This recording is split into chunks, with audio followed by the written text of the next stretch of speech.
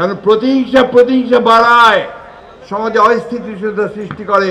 সুতরাং সেইখানে আমাদেরকে ধৈর্য ধরে আজকে এমনভাবে দেশকে সাজাতে হবে যেন আমরা সবাই মিলে এখানে একটা ভালোবাসার সঙ্গে, ভ্রাতৃত্বের সঙ্গে, প্রেমের সঙ্গে বাস করতে পারি বন্ধুগণ। সেই পরিবেশ সৃষ্টি করার জন্য আমরা তাদেরকে দায়িত্ব দিয়েছি। তারা কাজ শুরু করেছেন।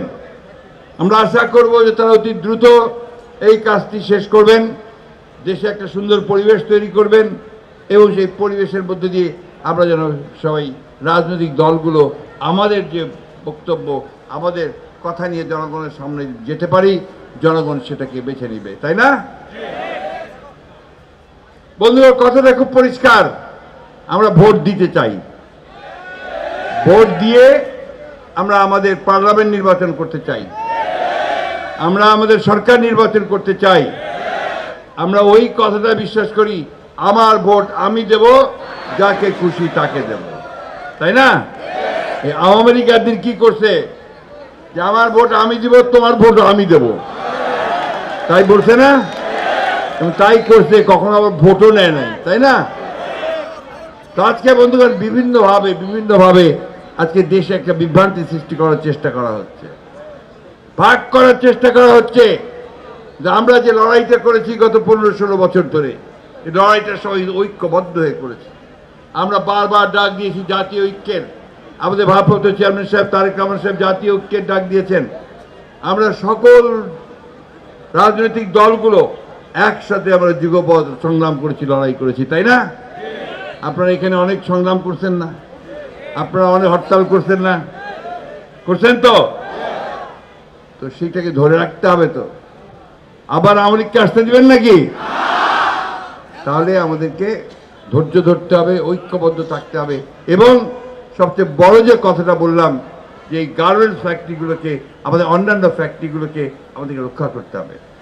ভাই, খুব দুঃখের কথা, আজকে আমি এখানে আসার আগেই আপনারা প্রাণ গোষ্ঠীকে চিন, প্রাণের জুস, প্রাণের মশলা, এগুলো খুব পপুলার না, খুব বেশি চলে। তো তার যিনি মালিক আমাদের অফিসে আসছিলেন, খুব দুঃখ করে বললেন যে আমরা তো এখানে উৎপাদন করছি, সেই উৎপাদনগুলো ভারতের সঙ্গে পাল্লা দিয়ে আমরা বিদেশেও রপ্তানি করতে পারছি, কিন্তু এখন আমাদের বিরুদ্ধে ষড়যন্ত্র শুরু হয়েছে, আমাদের ফ্যাক্টরিগুলোতে গোলমাল করার চেষ্টা করা হচ্ছে, সেখানে আমরা কোনো প্রোটেকশন পাচ্ছি না।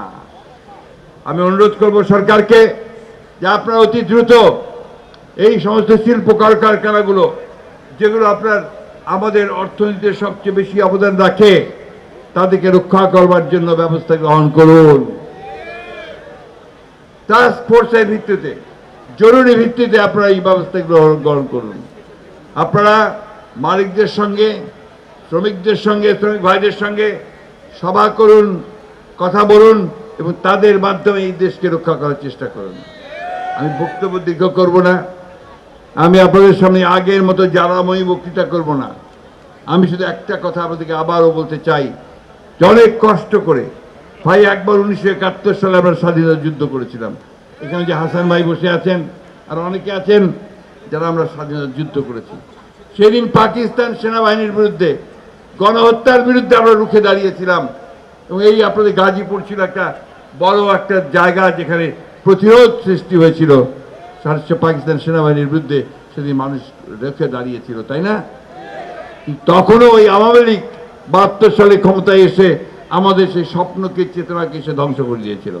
আবার এবারও 2008 সালে ক্ষমতায় আসার পর থেকে সে পরিকল্পিতভাবে গণতন্ত্রকে ধ্বংস করেছে, আমাদের অধিকারগুলোকে ধ্বংস করার চেষ্টা করেছে, দেশকে আবার একেবারে শূন্য কপট দক্ষিণ করার চেষ্টা করেছে।